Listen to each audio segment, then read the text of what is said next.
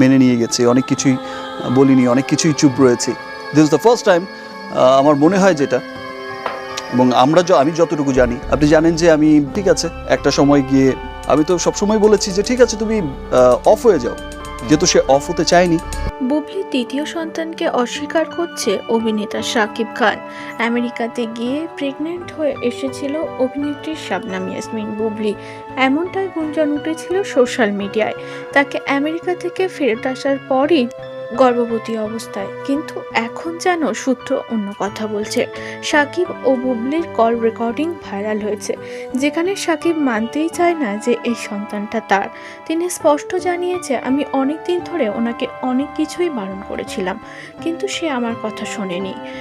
আজ আমি যেটা করিনি সেটা কেন মানব?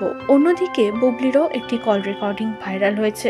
অ্যাটলিস্ট আমাকে নিয়ে বলছে, ভিন্ন ধরনের গল্প সাজাচ্ছে, মিথ্যা কথা বলছে, দ্যাটস আ ডিফারেন্ট পার্ট।